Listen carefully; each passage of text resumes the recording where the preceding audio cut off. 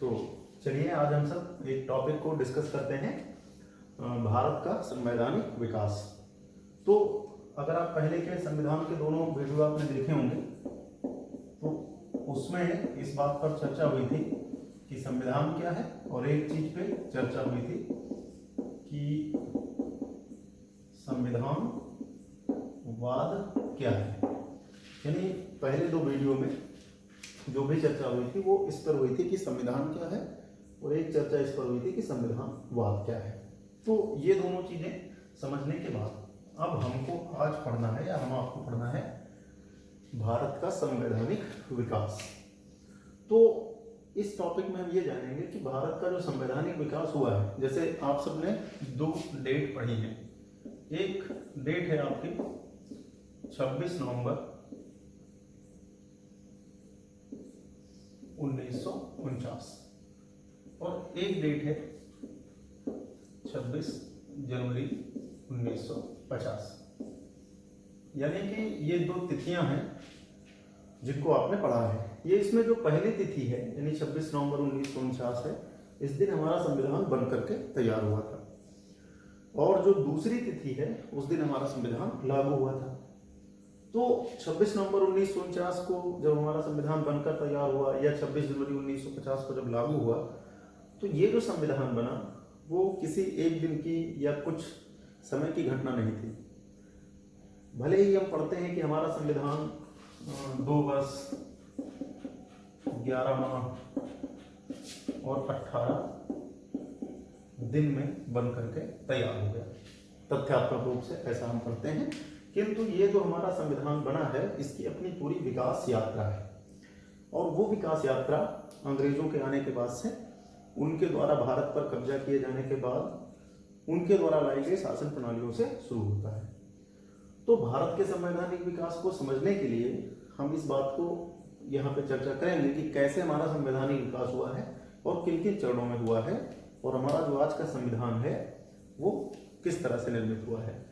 और संवैधानिक विकास की बात करें तो वो हमेशा चलता रहता है। जैसे आज़ादी के बाद भी संशोधनों के माध्यम से नई नई चीज़ें जुड़ती रहती हैं, लेकिन यहाँ पे जो हम संवैधानिक विकास को पढ़ेंगे वो संविधान के बनने के पहले की सारी परिस्थितियों को समझेंगे कि उन कैसी परिस्थितियों में हमारा संविधान विकसित हुआ है, और ये जो हमारा आधुनिक संविधान है ये किस तरह से आया है। तो इस वीडियो में हम इन चीज़ों को समझने का प्रयास करेंगे।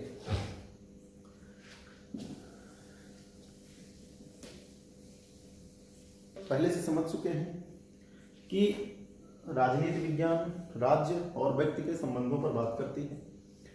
व्यक्ति का एक विकास क्रम है, इसको पहले आप समझेंगे। जैसे व्यक्ति का एक विकास क्रम है, कोई देश एक क्रम से बनता है। जैसे व्यक्ति सबसे पहले है, फिर व्यक्ति के बाद परिवार आता है, परिवार के बाद फिर ग्राम आते हैं, ग्राम के ऊपर भी बड़ी बड़ी इकाइयां आ सकती हैं। कई प्रकार की इकाइयां हैं, परगना हो सकते हैं, तहसील हो सकते हैं, जिले हो सकते हैं, स्टेट हो सकते हैं, और उसके ऊपर देश हो सकते हैं।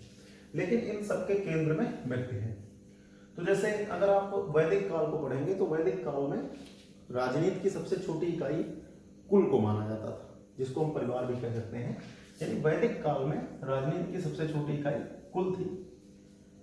फिर धीरे धीरे इसी कुल से विश्व बने, विश्व से जन बने, महाजन बने, राष्ट्र बने। यानी कि इसको बताने का एक सरल मतलब यह है कि आज जो हमारा देश है, या किसी भी देश को हम ले लें तो राष्ट्र की संकल्पना या राज्य की संकल्पना यहीं से आई है। जैसे व्यक्ति है, व्यक्ति से परिवार बना है, परिवार से ग्राम बना है, या इसको समुदाय समाज के रूप में आप पढ़ सकते हैं। तो जब व्यक्ति परिवार में आता है तो कुछ पारिवारिक नियम बनते हैं, उनका पालन उसे करना पड़ता है। इसके अलावा जब व्यक्ति परिवार से समाज में आता है तो उसको कुछ सामाजिक नियमों का पालन करना पड़ता है। फिर समाज कई प्रकार का होता है, समाज के कई सारे पक्ष हो सकते हैं। इस बात पे हम सब लोगों ने चर्चा की थी। जैसे समाज का आर्थिक पक्ष हो सकता है, सामाजिक पक्ष हो सकता है, राजनीतिक पक्ष हो सकता है। जैसे जब कोई समाज बना, ग्राम बना, तो ये बात आई कि भाई ग्राम का प्रशासन कैसे चलाया जाए।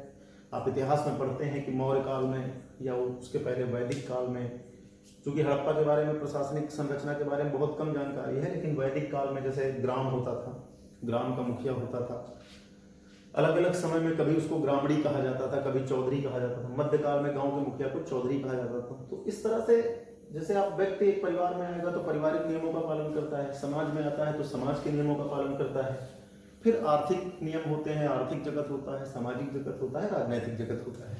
तो जो वर्तमान में संविधान की अवधारणा है, मैंने पहले ही स्पष्ट किया था कि वो राज्य के साथ उत्पन्न हुई है।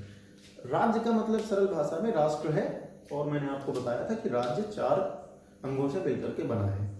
इसमें सबसे पहला अंग मैंने बताया था कि आपका भूभाग या निश्चित भूभाग होना चाहिए, दूसरा अंग मैंने बताया था कि जनसंख्या होनी चाहिए, और तीसरा मैंने आपको बताया था सरकार, और फिर संप्रभुता, और फिर मैंने संविधान बताया था कि संविधान क्या होता है। वो विशिष्ट कानूनों का समूह होता है जिसको वैधता प्राप्त होती है, और उसको उस देश के सर्वोच्च कानून के रूप में या उसकी सर्वोच्चता को हम स्वीकार करते हैं। तो ये सारी बातें पहले से हुई थी। यहाँ पे ये सारी चीजें बताने का एक औचित्य है, या इसको बताने का एक मतलब है, क्योंकि हम संवैधानिक विकास को पढ़ रहे हैं। तो हमारा जो संविधान है, या जो आज का संविधान है, उसका विकास शुरू होगा 1773 से। तो उसके पहले कैसे हमारा देश चलता था? तो जैसे अगर आप मौर्य काल को देखेंगे, तो मौर्य काल में अगर आप अर्थशास्त्र पुस्तक का अध्ययन करेंगे, या उसके पहले जैसे मनुस्मृति जैसी पुस्तकें हैं, दायभाग एक है जीमूतवाहन की, मिताक्षरा है विज्ञानेश्वर की। तो जैसे मैंने बताया कि जैसे मनुस्मृति है, हालांकि इसके कुछ पक्षों पर विवाद है, लेकिन इसमें कई प्रकार के सामाजिक कानूनों का ज्ञान मिलता है। फिर जैसे एक पुस्तक है, उसको कहते हैं दायभाग। दायभाग के रचयिता जीमूतवाहन थे। इसमें आपको हिंदू कानून मिलेंगे। फिर एक पुस्तक आपको मिलेगी जिसका नाम है मिताक्षरा। मिताक्षरा के लेखक है विज्ञानेश्वर। इसमें भी आपको हिंदू कानून मिलेंगे। तो प्राचीन काल में जैसे मौर्य वंश हैं या अन्य वंश हैं जो हिंदू वंश थे, या जिनको हम कह सकते हैं कि भारतीय वंश थे, हिंदू अगर ना कहें तो भारतीय वंश कहें तो वो आमतौर पर दायभाग, मिताक्षरा और तमाम सारे कानूनों का पालन करते थे। इस्लामिक शासन के दौरान मुख्य रूप से जो हमारी शासन व्यवस्था थी वो कुरान, हदीस और शरीयत पे आधारित थी। जैसे मान लेते हैं कि जब भारत पे इस्लामिक शासन आया, चाहे वो तुर्क रहे हों या मुगल रहे हों, तो इनके काल में जैसे शासन का आधार कुरान होती थी, हदीस होती थी, शरीयत होती थी। लेकिन जो धर्मनिरपेक्ष राजा हो सकते थे या जो अच्छे राजा होते थे वो अन्य कानूनों का भी पालन करते थे या अपनी प्रजा के अनुसार से कानूनों में उदारता रखते थे। तो हर काल में कानून रहे हैं। लेकिन जो हमारा आज का संविधान है, हमारा आज का संविधान है जिसे हम पढ़ते हैं, उसका अध्ययन करते हैं, उसका विकास अंग्रेजों के आने के बाद से हुआ है। तो हमें मेन उसको पढ़ना है। लेकिन ये सारी बातें करने का मतलब था ताकि आप एक समझ जाएं कि कैसे किसी देश का नियम चलता है, कानून चलता है, संविधान चलता है, और उसके विकास को समझाने के लिए ये थोड़ी पुरानी बातें थी। अब हम सब आते हैं, तो अगर हम देखेंगे यहाँ पर ये जो हमारा टॉपिक है भारत का संवैधानिक विकास, तो भारत के संवैधानिक विकास में आपको जो पढ़ना होता है वो 1773 का जो रेगुलेटिंग एक्ट था वहां से लेकर के और संविधान बनने तक, ये संविधान बनने की परिस्थितियां, कैबिनेट मिशन का आना, संविधान सभा का गठन होना और संविधान निर्माण, यहां तक हमको पढ़ना होता है। यानी कि शुरुआत होती है 1773 के रेगुलेटिंग एक्ट से। अगर भारतीय संविधान के विकास की बात करेंगे तो यहां से शुरुआत होती है। तो मैं जब भी पढ़ाता हूं या मैं जब स्वयं पढ़ता हूं तो मैं इसको 2 भागों में बांटने की सलाह देता हूं कि भारत के संवैधानिक विकास को आप 2 भागों में बांट लीजिए। 2 भागों में कैसे बांट लीजिए? देखिए, जो पहला भाग है उसका वो कंपनी के शासन के तहत, आप पूरा लिख लेना आराम से। जो पहला भाग है भारत के संवैधानिक विकास का वो कंपनी के शासन के तहत संवैधानिक विकास का चरण है। इसमें हम 1773 के रेगुलेटिंग एक्ट से लेकर 1853 के चार्टर एक्ट तक का अध्ययन करते हैं। यानी कि 1773 का जो विनियामक अधिनियम आया, रेगुलेटिंग एक्ट आया, और उसके बाद अंतिम रूप से 1853 का चार्टर एक्ट आया, वहां तक मैं इसको पहले चरण के तौर पे वर्गीकृत करना चाहता हूं कि इसको आसानी से अध्ययन की सुविधा के लिए यहां से बांट लीजिए। यानी भारत के संवैधानिक विकास को सबसे पहले समझेंगे कि 1773 से लेकर के, और फिर हम पढ़ते हैं कि जब हमारा कैबिनेट मिशन आया 1946 में, संविधान बनने की प्रक्रिया शुरू हुई, संविधान बना, तो वहां से लेकर के हमारे संवैधानिक विकास की यात्रा शुरू होती है। उसको आप दो भागों में हमेशा बांट करके पढ़िए। पहला, कंपनी के शासन के तहत भारत का संवैधानिक विकास, कंपनी के शासन के तहत भारत का संवैधानिक विकास, और ये जो विकास है वो 1773 के रेगुलेटिंग एक्ट से शुरू होगा और 1853 के चार्टर एक्ट तक आएगा। ये मैं इसलिए बांट रहा हूं कि बीच में एक मील का पत्थर है 1857 की क्रांति। इसको आपने सुना होगा, पढ़ा होगा। तो जो 1857 की क्रांति हुई, तो क्रांति के बाद कई सारे प्रभाव पड़े। उनमें से एक प्रभाव ये रहा कि 1857 की क्रांति के बाद कंपनी के शासन को समाप्त करके ब्रिटिश क्राउन का या ब्रिटिश ताज का शासन आरोपित कर दिया गया। यानी कि अभी तक कंपनी शासन कर रही थी 1857 के पहले तक या क्रांति के पहले तक, और उस पर ब्रिटेन का नियंत्रण होता था। यानी कंपनी शासन करती थी और ब्रिटेन का नियंत्रण होता था। लेकिन जब 1857 की क्रांति हुई तो उसके बाद कंपनी के शासन को समाप्त करके ब्रिटेन के शासन को या ब्रिटिश क्राउन के शासन को लागू कर दिया गया। तो दूसरे चरण में आप इसको पढ़िए, 1858 के का जो अधिनियम है वहां से लेकर के 1935 के अधिनियम तक आप पढ़िए। 1935 के अधिनियम के बाद में क्रिप्स मिशन है। तो आप अगर इसको चाहें तो 1935 का एक एक्ट है, ये बड़े हैं। बाद में इस अधिनियम के बाद जैसे 1942 का क्रिप्स मिशन है, 1945 में बैबल प्लान और शिमला सम्मेलन जैसी चीजें हैं जिनमें आपको संवैधानिक चीजें मिलेंगी। इसी बीच एक CR फार्मूला भी आपको मिलेगा। और उसके बाद जब आगे आप बढ़ेंगे तो स्वतंत्रता का भी कई सारी चीजें मिलेंगी, जैसे भारत विभाजन यहाँ पर मिलेगा, माउंटबेटन योजना है। इसके अलावा एटले की घोषणा है जिसके तहत भारत को स्वतंत्र करने की बात की गई। भारत का स्वतंत्रता है, विभाजन है, और साथ ही साथ भारतीय संविधान का निर्माण भी है। और 46 के बाद जब हम सब कैबिनेट मिशन आ जाएगा तो उसके बाद पढ़ेंगे कि कैसे संविधान सभा के सदस्यों का चुनाव हुआ, संविधान सभा की कार्यप्रणाली क्या थी, संविधान सभा में कितने सदस्य थे, विभाजन के बाद क्या स्थिति बनी, और जो हमारे कानून बने तो कैसे बने, सर्वसम्मति का सिद्धांत रहा या बहुमत का सिद्धांत रहा। तो इन सारी चीजों को हमें समझना है। तो भारत के संवैधानिक विकास को जैसा मैंने बताया कि आप जब भी पढ़िए इसको दो भागों में बांटिए। कंपनी के शासन के तहत संवैधानिक विकास को पढ़ना है। कंपनी का मतलब यहाँ पर ईस्ट इंडिया कंपनी या ब्रिटिश ईस्ट इंडिया कंपनी। तो 73 के रेगुलेटिंग एक्ट से लेकर के 1853 के चार्टर एक्ट तक आप पढ़िए। और क्रांति के बाद जब आप पढ़िए तो 1858 के अधिनियम से लेकर के और 1947 या पूरा विभाजन तक, या हम कह सकते हैं कि संविधान के बनने की प्रक्रिया, बनने का दिन, लागू होने का दिन, उसके सारे कारणों को आप विचारिए। तो यहां से जब आप पढ़ेंगे तो आपको बहुत सारी चीजें स्पष्ट हो जाएंगी। तो ये सारी चीजें आपने समझ ली। विभाजन सबसे पहले आप समझ लीजिए। देखिए, विषय की समझ बहुत महत्वपूर्ण होती है। तथ्यात्मक क्वेश्चन के साथ साथ विषय की समझ को विकसित करना बहुत महत्वपूर्ण होता है। आप कोई चीज एकदम से रट नहीं सकते कि आप सोचें कि हमेशा आपको सारी चीजें तथ्यात्मक रूप से याद रहेंगी। और फिर जब आप सिविल सेवा में या जैसे लोक सेवा आयोग के पेपर में जाएंगे तो तथ्यात्मक चीजों के साथ साथ आपकी समझ का भी फर्क होता है। जैसे स्टेटमेंट के क्वेश्चन है, कथन कारण के क्वेश्चन है, तो वहाँ समझ की भी जरूरत पड़ेगी। तो उन चीजों को भी आप कहीं ना कहीं ध्यान में रख के पढ़ाई करेंगे। तो जैसा मैंने बताया कि हमने दो चरण बांटे, ये मैंने आपके अध्ययन सुविधा के लिए बताया है। और ये किताब में भी आपको मिलेगा कि कंपनी के शासन के तहत संवैधानिक विकास और ब्रिटिश क्राउन के तहत संवैधानिक विकास, इसको आप पढ़ेंगे। अब हम सब भारत के संवैधानिक विकास का पहला चरण पढ़ते हैं। पहला चरण का मतलब है कि 1773 के रेगुलेटिंग एक्ट से लेकर के और 1853 के चार्टर एक्ट के तहत। लेकिन इसके लिए हमको थोड़ा सा इतिहास में जाना पड़ेगा, समझना पड़ेगा कि क्यों आखिर संवैधानिक विकास की जरूरत पड़ी और ऐसी कौन सी परिस्थितियां थी जिससे हमारे संवैधानिक विकास की नींव पड़ी। तो इन चीजों को हमें समझना है। देखिए, आधुनिक भारत जब आप पढ़ते हैं तो दो चीजें आपको स्पष्ट रूप से पता होनी चाहिए। आधुनिक भारत में दो घटनाएं एक साथ होती हैं। एक, मुगल वंश का पतन,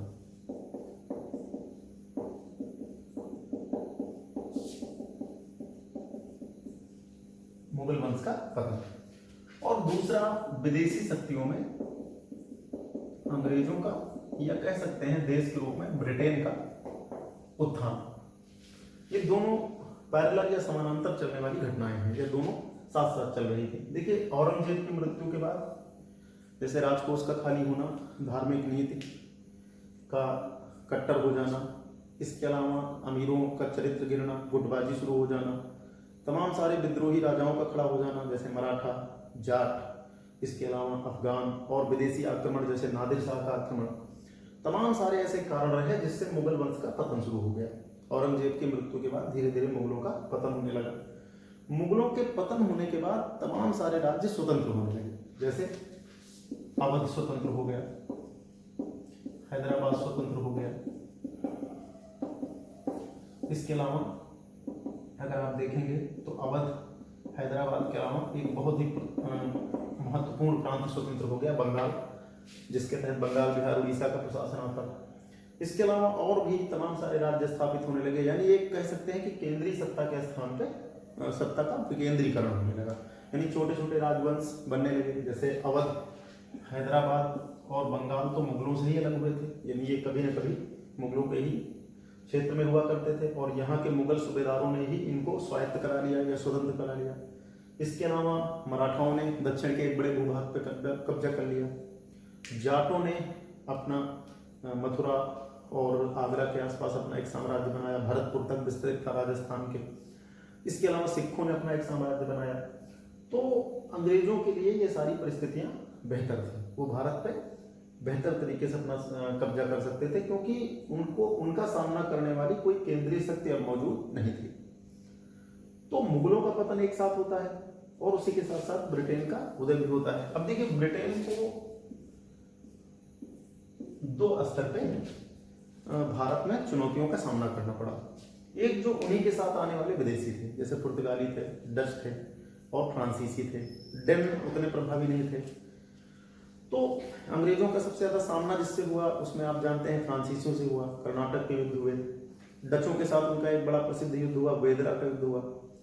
तो ये चीजें समझाने का यहाँ पे मतलब यही है कि आप परिस्थितियों को समझें। तो देखिए, अंग्रेजों को एक तो अपनी यूरोपीय शक्तियों से निपटना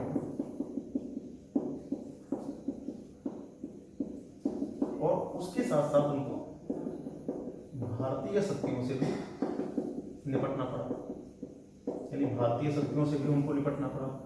लेकिन उनके सामने कुछ अच्छी चीजें थी। एक तो ब्रिटेन की उन्नत नौसेना, उनकी कंपनी का स्वरूप, उनके देश की ज्यादा मदद और साथ ही साथ तमाम अनुकूल परिस्थितियां, बंगाल, मद्रास और बॉम्बे जैसी प्रेसिडेंसियों से प्राप्त धन, खास करके बंगाल से प्राप्त धन।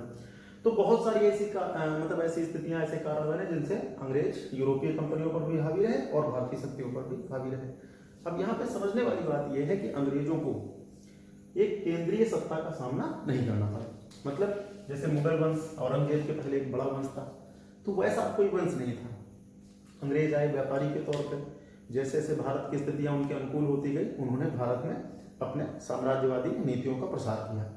तो चूंकि अंग्रेजों की साम्राज्यवादी नीतियों के प्रसार के बाद ही भारत में संवैधानिक विकास शुरू होता है या संवैधानिक विकास होता है जो हमें पढ़ना है, तो इसलिए इस बात को समझना है। तो ये इतिहास की बातें हैं, इनको आप ध्यान से देखेंगे तो आपका एक विषय के प्रति समझ बनेगी कि मुगलों का किस तरह से पतन होता है। मुगलों के पतन के बाद मुगलों से ही निकलने वाले कुछ राज्य जैसे अवध, हैदराबाद, बंगाल, ये मैंने एक साथ इसलिए लिखे हैं कि ये उत्तराधिकारी राज्य कहलाते थे। कुछ विद्रोही राज्य बने और कुछ स्वतंत्र राज्य बने। जैसे दक्षिण में निजाम ने हैदराबाद में अपने आप को स्वतंत्र किया और बाद में कर्नाटक का क्षेत्र जो निजाम के तहत आता था, वहां पे हैदर अली नामक एक बड़ी शक्ति आ गई। पश्चिम में महाराष्ट्र आदि के क्षेत्र में मराठों ने अपना कब्जा किया, पंजाब में सिखों ने अपना कब्जा किया।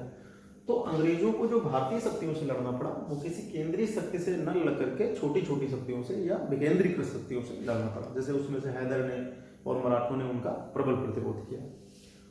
तो ये सारी बातें इसलिए बता रहे हैं कि जब ब्रिटेन का भारतीय भूभाग पे या भारत के बड़े भाग पे कब्जा हुआ तो उसके बाद ही उन्होंने या उस कंपनी को नियंत्रित करने के लिए कुछ एक्ट आए, कुछ प्रावधान आए, जिससे हमारे यहाँ संवैधानिक विकास शुरू हुआ।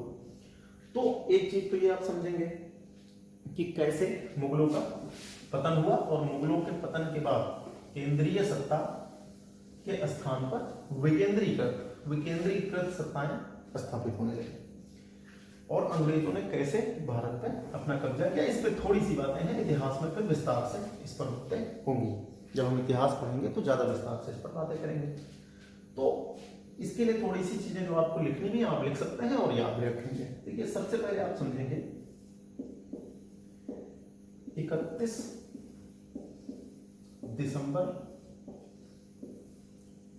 1600, ये एक डेट है। 31 दिसंबर 1600 को महारानी एलिजाबेथ, उस समय ब्रिटेन की महारानी होती थी, महारानी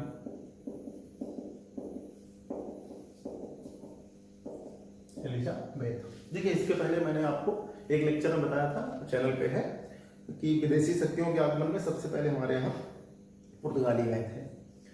पुर्तगालियों के आने के 100 साल के बाद, ये 100 साल के आसपास, फिर डचों ने भारत में प्रवेश किया, फिर अंग्रेजों ने प्रवेश किया। तो वो परिस्थितियां आप वहां पे समझेंगे कि कैसे भारत के साथ सभी यूरोपीय शक्तियां या बड़ी यूरोपीय शक्तियां व्यापार करना चाहती थी। ब्रिटेन भी इनमें से एक देश था, तो ब्रिटेन भी भारत के साथ व्यापार का इच्छुक था। तो सबसे पहले पुर्तगाली आए विदेशी शक्तियों के क्रम में, और उसके बाद अगर पुर्तगालियों के बाद अगर आप देखेंगे तो डच आए, और डचों के बाद फिर अंग्रेज आए। तो 31 दिसंबर 1600 को महारानी एलिजाबेथ ने अपने आदेश के द्वारा या अपने हस्ताक्षर के द्वारा जो ईस्ट इंडिया कंपनी थी, देखिए ईस्ट इंडिया कंपनी का विचार 1599 में ही आ गया था, और 31 दिसंबर 1600 को महारानी एलिजाबेथ ने ईस्ट इंडिया कंपनी को या ब्रिटिश ईस्ट इंडिया कंपनी को, हालांकि उसका पूरा नाम और लंबा चौड़ा है, आप उसको देख रहे हैं, तो ब्रिटिश ईस्ट इंडिया कंपनी को पूर्व के साथ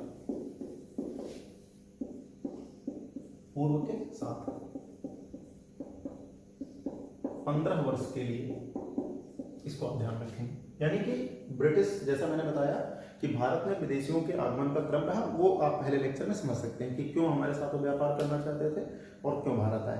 तो उन्हीं में से एक शक्ति थे कौन, अंग्रेज या ब्रिटिश। तो ब्रिटिश ईस्ट इंडिया कंपनी की स्थापना की डेट यही मानी जाती है, हालांकि उस कंपनी का गठन लॉर्ड मेयर की सलाह पर 1599 में किया गया था, लेकिन उसको औपचारिक तौर पे महारानी एलिजाबेथ ने 31 दिसंबर 1600 को पूर्व के साथ व्यापार करने के लिए 15 वर्ष की अनुमति प्रदान की। यानी कि ईस्ट इंडिया कंपनी को यह अधिकार प्रदान किया गया कि वो पूर्व के साथ व्यापार कर सकते हैं, और ये अवधि 15 वर्ष बताई गई। बाद में एलिजाबेथ के उत्तराधिकारी जेम्स प्रथम हुए। एलिजाबेथ के एक उत्तराधिकारी हुए जिनका नाम था जेम्स प्रथम। तो जेम्स प्रथम ने इस 15 साल की अवधि को असीमित काल के लिए बढ़ा दिया। यहां पर ध्यान रखेंगे, यानी 31 दिसंबर 1600 को महारानी एलिजाबेथ ने ईस्ट इंडिया कंपनी या ब्रिटिश ईस्ट इंडिया कंपनी को पूर्व के साथ 15 वर्ष के लिए व्यापार करने की अनुमति प्रदान की, अपने राजलेख के द्वारा या अपने हस्ताक्षर के द्वारा। बाद में उनके जो उत्तराधिकारी हुए जेम्स प्रथम, इन्होंने उस 15 वर्ष के स्थान को अनिश्चित काल तक के लिए बढ़ा दिया। हालांकि उसमें इस बात पर यह बात थी कि एक निश्चित अवधि की नोटिस देकर के कंपनी को समाप्त किया जा सकता है, या कंपनी के शासन को या उसके व्यापारिक एकाधिकार को समाप्त किया जा सकता है। तो 31 दिसंबर को ईस्ट इंडिया कंपनी को अनुमति मिली। उसके बाद जेम्स प्रथम, तो इतिहास में आप जाएंगे तो वहां पे जेम्स प्रथम का दूत बन करके कैप्टन हॉकिंस, फिर सर टॉमस रो, ये सारे लोग भारत आए। और एक संक्षिप्त मैं ऐसे ही बता दे रहा हूँ कि उन्होंने मसूलीपट्टनम में अपना अस्थायी केंद्र बनाया, फिर सूरत में उन्होंने अपनी फैक्ट्री बनाई। तो अंग्रेज एक व्यापारी के तौर पे, जैसे कि अन्य यूरोपीय शक्तियां भारत आई थी, उसी तरीके से भारत में उन्होंने प्रवेश किया। 1600 में उनकी कंपनी बनी। 1608 में कैप्टन हॉकिंस जेम्स प्रथम का दूत बनकर के जहांगीर के दरबार में उपस्थित हुआ, और उसका उद्देश्य था कि अपने कंपनी के लिए एक फैक्ट्री या सूरत में एक फैक्ट्री बनाने की अनुमति प्राप्त करना। तो ये सारी विकास यात्रा इतिहास से आपको मिल जाएगी। तो अंग्रेज इस तरह से भारत में प्रवेश की। अब इसके बाद जैसा मैंने बताया कि शुरुआती समय में अंग्रेज एक व्यापारी के तौर में भारत आए, लेकिन जैसे जैसे इतिहास आगे बढ़ेगा तो मैंने अभी आपको समझाया कि मुगल वंश का पतन शुरू हुआ। मुगल वंश का पतन, क्षेत्रीय शक्तियों का उदय, केंद्रीकृत शासन के स्थान पर विकेंद्रीकृत शासन, और इसके साथ साथ अगर आप देखेंगे तो खास करके फ्रांस और ब्रिटेन ने, यानी फ्रांस और ब्रिटेन की जो कंपनियां थी, उन्होंने भारतीय राजाओं के मामलों में हस्तक्षेप करना शुरू कर दिया। दोनों एक दूसरे के प्रतिद्वंदी थे, और दोनों की महत्वाकांक्षाएं थी कि भारत में सिर्फ व्यापार से लाभ कमाना या सिर्फ व्यापार से लाभ नहीं कमाया जा सकता। एक इसमें और बात थी, देखिए जो भी यूरोपीय देश हमारे साथ व्यापार करते थे तो वो हमें हमारे सामान के बदले बुलियन आप ध्यान रखना, अच्छा शब्द है आपके काम का, सोना या चांदी जैसी महंगी धातुओं को बुलियन कहा जाता है। तो जो भी यूरोपीय शक्तियां थी, जितनी भी यूरोपीय शक्तियां थी, वो हमारे यहाँ से सामान लेती थी या हमारे यहाँ से मसाले, काली मिर्च, कपड़े आदि ले जाती थी और उसके बदले बुलियन देती थी। देखिए अगर आप ध्यान देंगे तो शुरुआती समय में जब यूरोपीय शक्तियां आई तो उनको हमारे राजाओं ने आश्रय दिया। आश्रय देने का एक कारण था, उनका मानना था कि इनके आने से हमारा व्यापार बढ़ेगा, व्यापार बढ़ने से हमारे यहाँ ज्यादा रोजगार के अवसर बनेंगे, हमारे यहाँ समृद्धि आएगी, और ये सत्य भी था। तो यूरोपीय भारत से जो माल ले जाते थे उसके बदले वो बुलियन देते थे। तो जब भारत में विकेंद्रीकृत सत्ता आई तो विकेंद्रीकृत सत्ता के कारण यूरोपियों के मन में कहीं न कहीं ये बात आई कि यदि हम भारत के आंतरिक मामलों में हस्तक्षेप करके यहाँ पे राजाओं को अपना कठपुतली बना लें या अपना क्षेत्र ही स्थापित कर लें तो हम व्यापारिक सुविधाएं प्राप्त कर सकते हैं। जैसे न्यूनतम कर दे करके ज्यादा व्यापार कर सकते हैं या बिना कर के ज्यादा व्यापार कर सकते हैं। तो इन सारे कारणों से उन शक्तियों को भारतीय राजाओं के मामले में हस्तक्षेप करने का मौका मिला। और ऐसा माना जाता है कि डुप्ले ऐसा पहला व्यक्ति था जिसने ये काम करना शुरू किया। फिर डुप्ले के बाद अगर आप बात करेंगे तो अंग्रेजों ने भी इस चीज का फायदा उठाना चाहा, वो पिछड़ना नहीं चाहते थे। और इन्हीं सब कारणों को अगर देखेंगे तो फ्रांसीसियों में अंग्रेजों में बहुत सारे टकराव हुए। उन टकराव में स्थानीय मामले भी प्रभावी रहते थे। जैसे इतिहास में आप पढ़ेंगे तो अंग्रेजों और फ्रांसीसियों के बीच कर्नाटक के युद्ध हुए थे, और कर्नाटक के जो युद्ध हुए थे वो 3 युद्ध हुए थे जिनमें भारतीय मामले भी थे। खास करके जो द्वितीय युद्ध हुआ था उसमें हैदराबाद और कर्नाटक के राजाओं को लेकर के खींचतान थी। अंग्रेज चाहते थे कि हमारे पसंद के राजा रहें और फ्रांसीसी चाहते थे कि हमारे पसंद के राजा रहें। तो उस पर भी कभी इतिहास में बात होगी। तो कुल मिलाकर के ये हुआ कि यूरोपीय शक्तियां आई, मुगल साम्राज्य का पतन हुआ, और उसके बाद यूरोपीय शक्तियों में ब्रिटेन को यूरोपीय शक्तियों के साथ साथ भी लड़ना पड़ा और भारतीय शक्तियों के साथ साथ भी लड़ना पड़ा। इसके बाद देखिए ब्रिटेन या जो ईस्ट इंडिया कंपनी है ब्रिटेन की, उसके लिए जो 1750 से लेकर के और खास करके 1764 तक का समय रहा, यानी 1750 से लेकर के 1764 तक का समय रहा है, वो चुनौतीपूर्ण भी था और अवसरों वाला भी था। यानी कि इन सालों में या इन वर्षों में ब्रिटिश कंपनी का भाग्य तय होना था। तो ब्रिटिश कंपनी इस समय तक काफी प्रबल हो चुकी थी, कर्नाटक के युद्ध में उनको बढ़त मिल चुकी थी। तो इन सारे कारणों से ये कठोर समय भी था और साथ ही साथ ये बहुत महत्वपूर्ण समय भी था। तो एक संक्षिप्त यात्रा के तहत, देखिए वैसे तो बहुत सारी बातें हैं लेकिन एक संक्षिप्त यात्रा है। देखिए कंपनी को 1757 में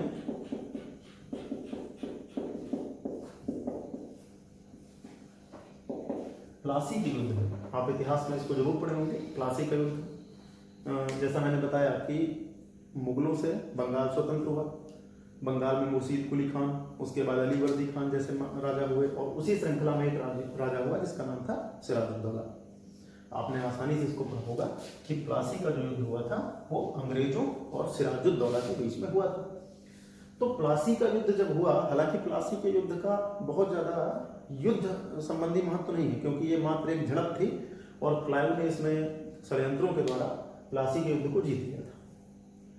प्लासी का युद्ध जीतने के लिए उन्होंने षड्यंत्रों का सहारा लिया। वो कहानी आप जानते होंगे, मीर जाफर नामक सेनापति को अपनी तरफ मिला लिया गया। इसके अलावा और तमाम लोग, जिसमें जगत सेठ जैसे बैंकर रहे, सिराजुद्दौला के कुछ और विरोधी, अमीर चंद जो षड्यंत्रकारी व्यक्ति था। तो कभी इतिहास पढ़ेंगे तो उन चीजों को हम समझेंगे। लेकिन यहाँ संवैधानिक विकास को समझना है तो इस बात को समझिए कि 1757 के प्लासी के युद्ध में अंग्रेजों को विजय मिली। इस विजय से क्या फायदा हुआ कि बंगाल पर उनका मुखौटा राजा, या कह सकते हैं कि कठपुतली राजा गद्दी पर बैठ गया। इतिहास में जाएंगे तो सिराजुद्दौला की हार हुई और उसको मारा गया और मीर जाफर को वादे के अनुसार राजा बना दिया गया। तो पहली बार अंग्रेजों को कुछ सफलता मिली।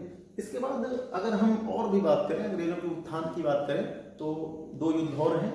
एक वेदरा का युद्ध है जिसमें उन्होंने डचों को पराजित कर दिया, एक वांडीवास का युद्ध है। अगर चाहें तो इनको कभी आप डिटेल में देख लेंगे। जैसे 1759 में एक बड़ा प्रसिद्ध युद्ध है, उसको कहते हैं वेदरा का युद्ध। आप इसको बाद में देख लेना, क्योंकि इतिहास का है, लेकिन यहाँ प्रसंग आया है तो मैं बता रहा हूँ। जैसे 1757 में प्लासी का युद्ध हुआ, एक 59 में वेदरा का युद्ध हुआ। वेदरा के युद्ध में अंग्रेजों ने डचों को निर्णायक रूप से पराजित किया। फिर एक कर्नाटक का तृतीय युद्ध हुआ और उसी में एक लड़ाई हुई जिसको हम सब कहते हैं वांडीवास की लड़ाई। वांडीवास का युद्ध है, यानी वांडीवास के युद्ध में अंग्रेजों ने फ्रांसीसियों को निर्णायक तौर पर पराजित किया। और बाद में 1763 में एक पेरिस की संधि हो गई। उस पेरिस की संधि के द्वारा अंग्रेजों की प्रभुता स्थापित हो गई और पांडिचेरी फ्रांसीसियों को वापस दे दिया गया। फ्रांस की शक्ति का अंत हो गया। तो इन दोनों युद्धों को यहाँ पे बताने का बहुत महत्व नहीं था, लेकिन चूंकि चर्चा चली तो मैंने आपको बता दिया। देखिए, एक सबसे महत्वपूर्ण युद्ध कौन सा है? 1757 का प्लासी का युद्ध। प्लासी के युद्ध में अंग्रेजों की विजय से एक फायदा हुआ कि बंगाल में उनका एक कठपुतली राजा बन गया जिसका नाम था मीर जाफर। मीर जाफर के बाद फिर मीर कासिम है।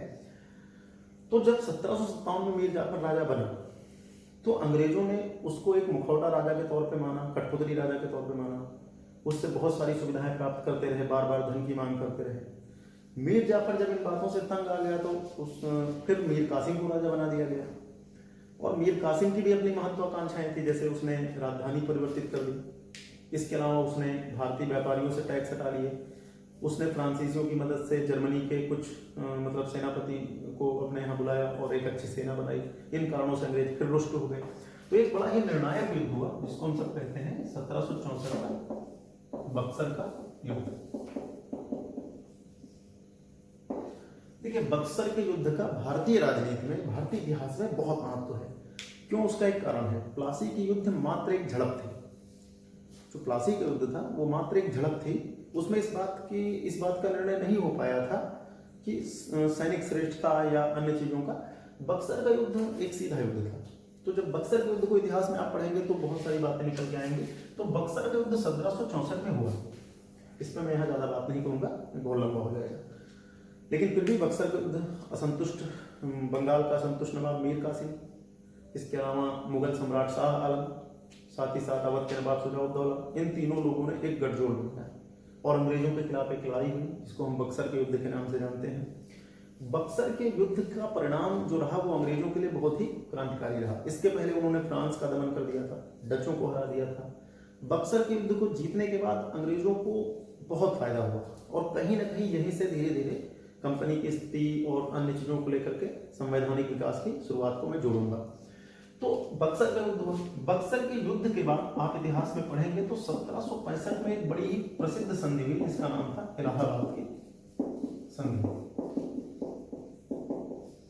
देखिए, इलाहाबाद की संधि अगर बहुत संक्षिप्त पढ़ेंगे तो आप ऐसे पढ़ लेते हैं कि 1765 में हुई, लेकिन सही मामलों में इलाहाबाद की संधि दो हुई थी। एक सुजाउद्दौला के साथ यानी अवध के नवाब के साथ, और एक मुगल सम्राट के साथ। यानी कि इलाहाबाद की दो संधियां हुई। एक संधि की गई थी अवध के नवाब सुजाउद्दौला के साथ और दूसरी जो संधि थी वो की गई थी मुगल सम्राट शाह आलम के साथ। और इन दोनों संधियों का परिणाम क्या हुआ? देखिए, यहां पे दो चीजें हुई। पहला, जो शाह आलम के साथ इलाहाबाद की संधि हुई उसके तहत अंग्रेजों को बंगाल, बिहार और उड़ीसा के दीवानी अधिकार प्राप्त हुए। यानी कि 1764 के तहत जो बक्सर का युद्ध हुआ, उस युद्ध के बाद अंग्रेजों ने जो दो संधियां की, उन दो संधियों में जो पहली एक संधि हुई शाह आलम के साथ यानी मुगल सम्राट के साथ। देखिए, मुगल सम्राट कमजोर जरूर थे लेकिन अभी भी वो भारतीय सत्ता के प्रतीक थे, वो प्रतीक रूप में प्रसिद्ध थे। इसके अलावा सुजाउद्दौला, तो सुजाउद्दौला के साथ भी संधि हुई जिसके तहत कड़ा और इलाहाबाद जिले लेकर के शाह आलम को दे दिए गए थे। और अंग्रेजों ने अवध का विलय नहीं किया, ना ही अवध का शासन अपने हाथों में लिया। उन्होंने अवध का प्रयोग मराठों के खिलाफ एक बफर स्टेट के तौर पर किया।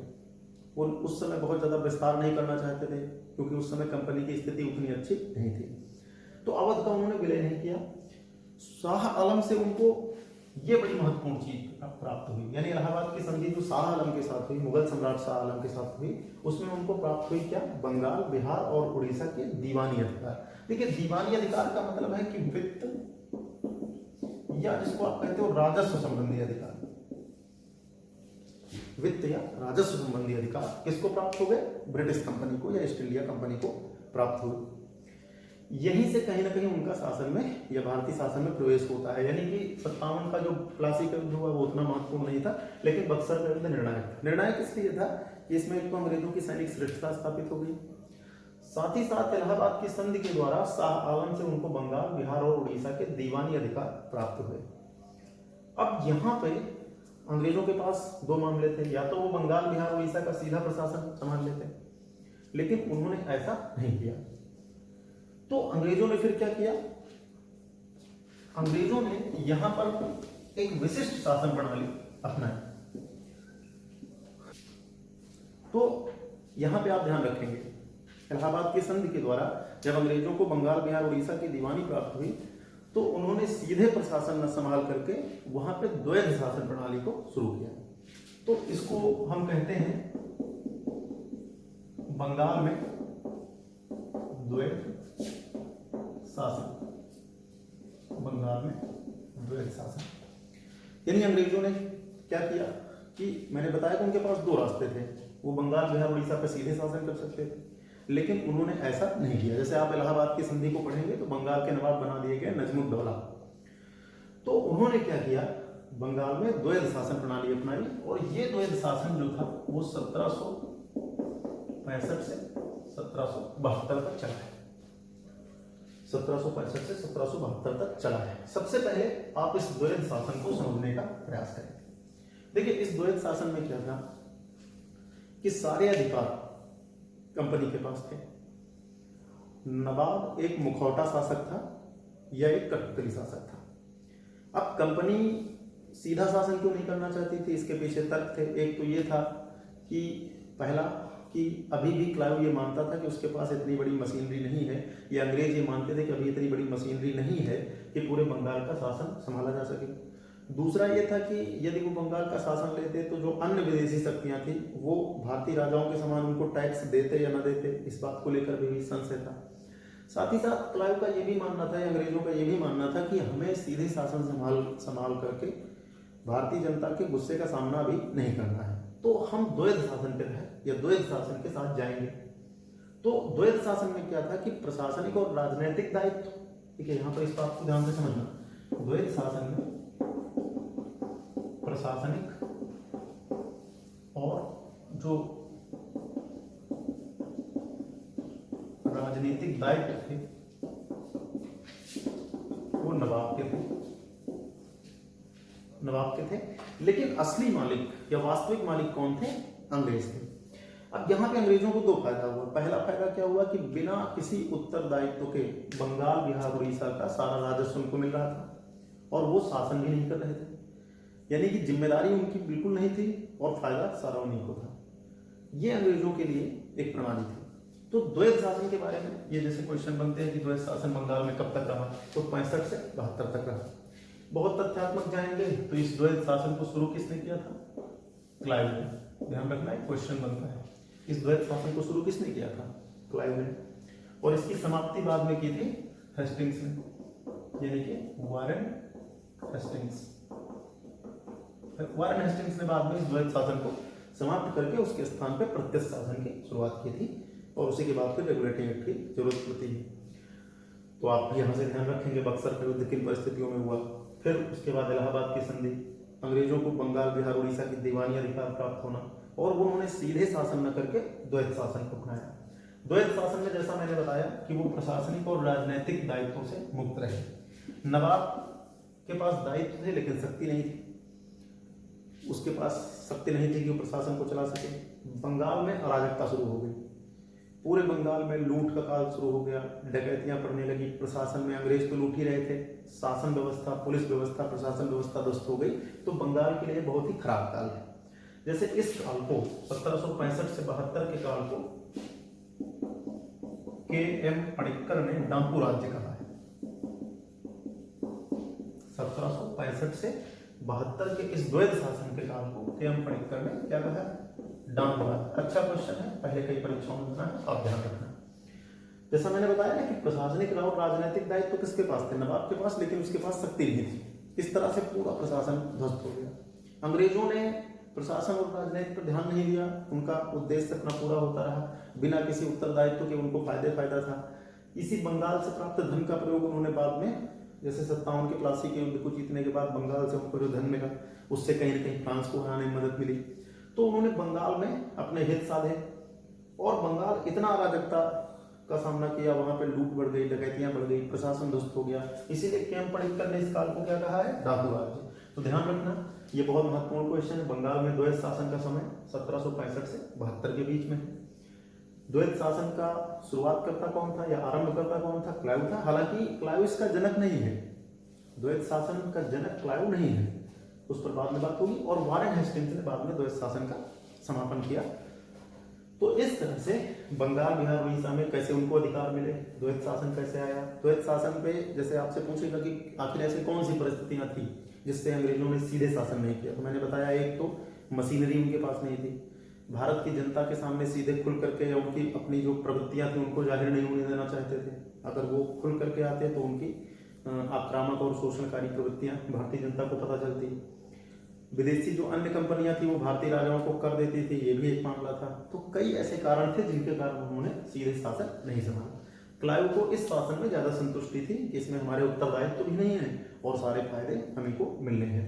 तो द्वैध शासन क्लाइव ने शुरू किया, वारेन हेस्टिंग्स ने बाद में उसका समापन कर दिया, उसने सीधे शासन लेने का विचार किया।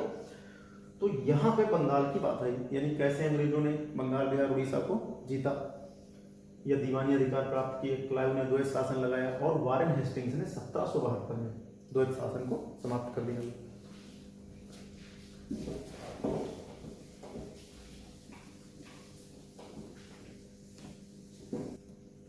तो हम सब ने देखिए जाना कि द्वैध शासन का समापन हुआ।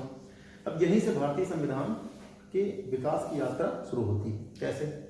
देखिए, जब अंग्रेजों ने बंगाल, बिहार, उड़ीसा को जीता या द्वैध शासन को समाप्त करके उन्होंने प्रत्यक्ष रूप से उस पर अपना अधिकार कर लिया, इसी बीच उन्होंने दक्षिण के कुछ हिस्सों को भी अपने क्षेत्र में शामिल किया। मद्रास उनके पास पहले से था, बॉम्बे का भी विकास हुआ। तो ब्रिटिश संसद के पास कंपनी की सारी जानकारियां या सारी चीजें जाती थी, जैसे उनके पास ये भी तमाम सारी खबरें जाती थी कि वो लोग वहां पे बहुत सारा अत्याचार करते हैं। तो ब्रिटेन में एक ऐसा वर्ग था जिसका मानना था कि ब्रिटेन की संसद को या ब्रिटेन की सरकार को कंपनी के कार्यों पर नियंत्रण करना चाहिए, कंपनी के कार्यों को अपने अधिकार में लेना चाहिए या नियंत्रित करना चाहिए। ये मांग वहां पे उठ रही थी। इस मांग को देखते हुए ब्रिटिश संसद में एक चयन समिति बनाई गई, यानी कि एक मांग हो रही थी कि कंपनी के कार्यों पर नियंत्रण के लिए ब्रिटेन की संसद को प्रयास करना चाहिए। और इस मांग को देखते हुए ब्रिटेन की संसद में एक चयन समिति बनाई गई और उस चयन समिति के द्वारा सिफारिश की गई कि ब्रिटेन की संसद को या ब्रिटेन को कंपनी पर नियंत्रण करने के लिए एक विनियामक एक्ट बनाना चाहिए। और इसी विनियामक अधिनियम को हम कहते हैं 1773 का रेगुलेटिंग एक्ट। देखो, रेगुलेटिंग का मतलब होता है विनियामक, यानी कि विनियमन करना या कंपनी के कार्यों की देखरेख करना। तो यहीं से भारत में संवैधानिक विकास की शुरुआत होती है। तो ये बड़ा महत्वपूर्ण है, आप इसको देखेंगे, यानी कि रेगुलेटिंग एक्ट 1773। देखिए, रेगुलेटिंग एक्ट ब्रिटेन की संसद में 1773 में पारित हुआ, यानी कि ये पारित कब हुआ है, तो कभी भी आपसे पूछेगा तो पारित होने की तिथि है 1773 और ये लागू हुआ है 1774।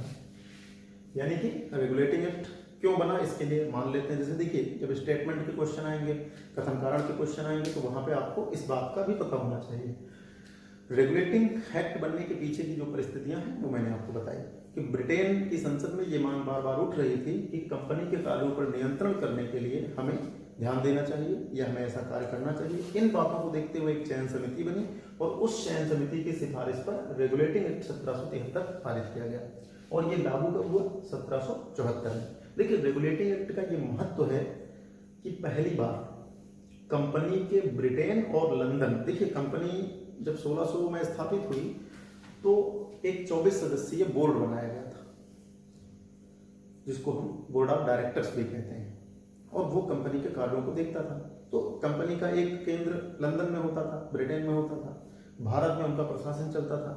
तो रेगुलेटिंग एक्ट के तहत ये चीज सुनिश्चित की गई कि कंपनी के ब्रिटेन और भारत दोनों जगह के कार्यों का विनियमन किया जाए या उनको नियमों के दायरे में लाया जाए। इसके लिए रेगुलेटिंग एक्ट या इसके लिए 1773 का रेगुलेटिंग एक्ट पारित किया गया और रेगुलेटिंग एक्ट के द्वारा पहली बार ब्रिटेन की संसद द्वारा कंपनी के ऊपर एक नियम लगाए गए या कह सकते हैं कि ब्रिटेन की संसद द्वारा कंपनी को पहली बार निर्देश जारी किए गए या उनको अपने अधिकार में या कह सकते हैं कि वो जो 1853 के चार्टर एक्ट में चरम आया या 1857 की क्रांति के बाद कंपनी को समाप्त कर दिया गया, उसकी धीमी शुरुआत यहाँ से शुरू हो जाती है। तो रेगुलेटिंग एक्ट बना कब या पारित कब हुआ? 73 में और भारत में लागू कब हुआ? 74 में। और यहीं से देखिए, यहीं से भारत में कहीं ना कहीं नियमों की शुरुआत होती है, संविधान की विकास यात्रा शुरू होती है। तो रेगुलेटिंग एक्ट को इसलिए हम पढ़ते हैं। अब इसमें हम ये जानते हैं कि रेगुलेटिंग एक्ट के मुख्य प्रावधान क्या हैं। कुछ प्रावधानों को मैं आपको बताता हूं।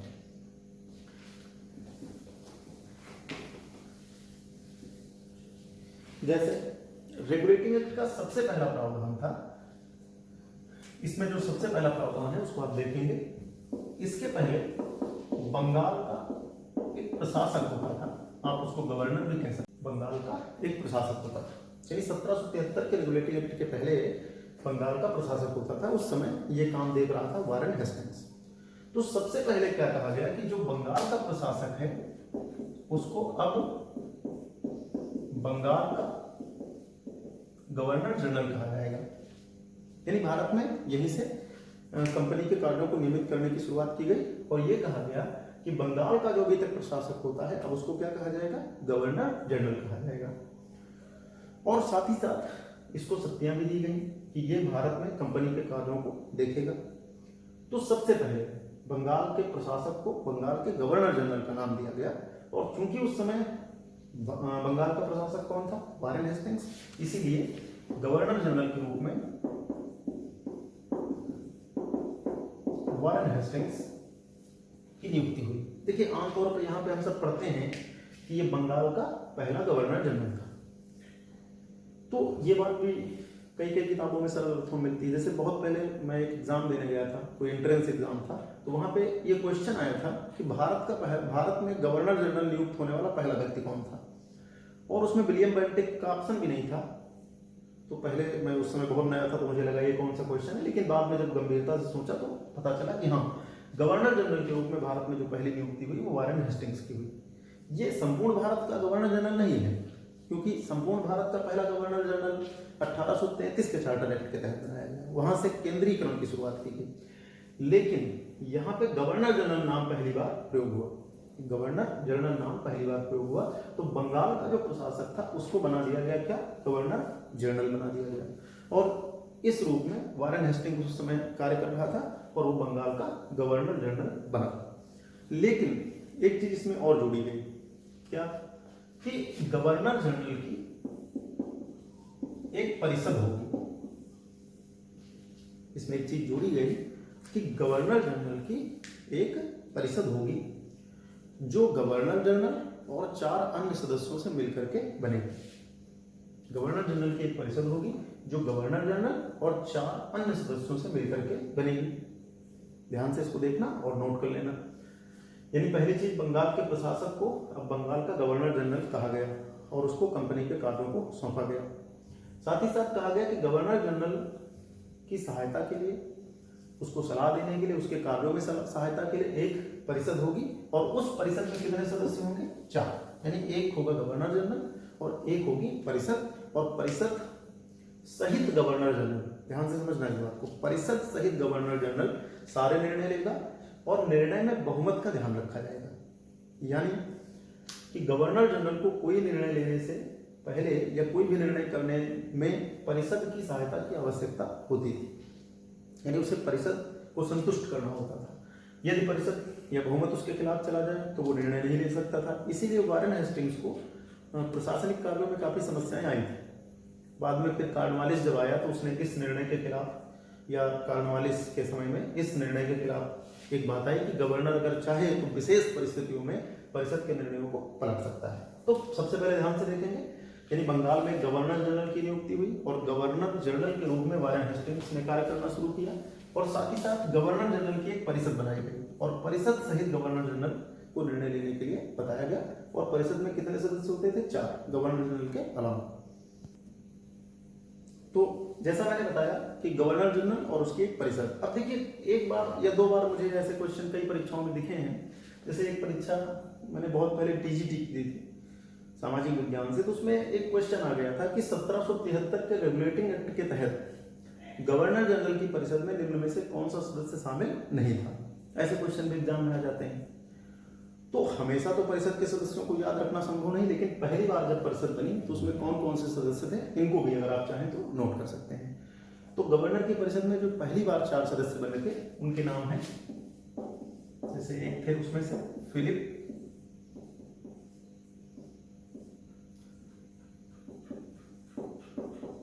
फ्रांसिस। ठीक, गवर्नर जनरल की परिषद में जो 4 सदस्य थे उनमें से एक है फिलिप फ्रांसिस, दूसरे हैं क्लेवरिन, तीसरे हैं मॉनसन और चौथे हैं बॉरवेल या वॉरवेल। तो ये मैं इसलिए बता रहा हूं कि देखिए, तथ्यात्मक क्वेश्चन ऐसे बन जाते हैं, जैसे आपसे एग्जाम में पूछ लिया गया कि 1773 के रेगुलेटिंग एक्ट के तहत गवर्नर जनरल की एक परिषद बनाई गई थी। उस परिषद के 4 सदस्यों में निम्न में से कौन सा शामिल नहीं था। तो वहां पे आपको ये तथ्यात्मक चीजें याद रखनी पड़ती हैं। तो गवर्नर जनरल की जो पहली परिषद बनी थी उसमें फिलिप फ्रांसिस, दूसरे थे क्लेवरिन, तीसरे थे मॉनसन और चौथे थे बॉरवेल। तो इन चारों के नाम आप लिख लेना और याद भी रखना। यानी कि फिर से देख लीजिए एक बार, फिलिप फ्रांसिस पहले सदस्य हैं, क्लेवरिन दूसरे सदस्य हैं, मॉनसन तीसरे सदस्य हैं और बॉरवेल चौथे सदस्य हैं। तो गवर्नर जनरल की परिषद बनी, परिषद में 4 सदस्य होते थे। गवर्नर सहित परिषद बहुमत के आधार पर काम करती थी और अभी तक इस एक्ट के तहत गवर्नर को परिषद के निर्णयों को बदलने का अधिकार नहीं था। तो ये पहली चीज 73 के रेगुलेटिंग एक्ट में महत्वपूर्ण हुई। इसके अलावा इस रेगुलेटिंग एक्ट के तहत एक और विशेष चीज हुई कि कलकत्ता में एक सुप्रीम कोर्ट की स्थापना, यानी कलकत्ता में एक सुप्रीम कोर्ट की स्थापना। और ये जो सुप्रीम कोर्ट था ये बना था 1774 में। ये सुप्रीम कोर्ट को बनाया गया था कि भारत में जो अंग्रेजी क्षेत्र के मामले हैं उनको देखने के लिए इसको बनाया गया। हालांकि ये सर्वोच्च नहीं था, इसके ऊपर प्रिवी काउंसिल थी, यानी कि सुप्रीम कोर्ट के खिलाफ प्रिवी काउंसिल में आप जाकर के अपील कर सकते थे। प्रिवी काउंसिल लंदन में स्थित जो उनका अपना न्याय व्यवस्था थी वहां पे आप रिपोर्ट कर सकते थे। तो इस एक्ट के तहत एक और महत्वपूर्ण प्रावधान हुआ कि कलकत्ता में एक सुप्रीम कोर्ट की स्थापना हुई। इस सुप्रीम कोर्ट में यह प्रावधान किया गया था कि इसमें एक मुख्य न्यायाधीश होगा और 3 अन्य न्यायाधीश होंगे। यानी इसमें प्रावधान किया गया था कि एक मुख्य न्यायाधीश होगा और 3 अन्य न्यायाधीश होंगे। तो जो उस समय, ये भी आप जरूर नोट कर लेंगे, उस समय जो मुख्य न्यायाधीश थे वो एलिजा इम्पे, यानी कि जो पहला सुप्रीम कोर्ट गठित हुआ भारत में कलकत्ता में, उसके पहले मुख्य न्यायाधीश कौन थे? Elijah Impey. और उसमें 3 अन्य सदस्य थे, उनमें से जैसे एक थे चैम्बर्स, एक थे लिमेस्टर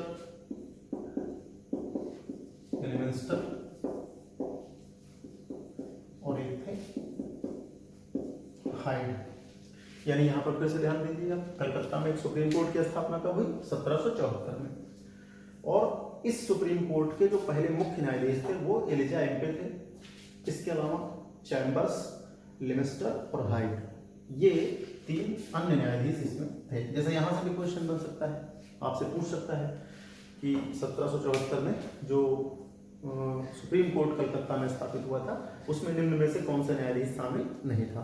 तो ये 2 बड़ी चीजें, यानी कि पहली चीज क्या, बंगाल में गवर्नर जनरल की नियुक्ति की गई, उसको ब्रिटिश प्रशासन सौंपा गया, उसकी परिषद बनाई गई, परिषद में बहुमत के आधार पर निर्णय लिए जाते थे।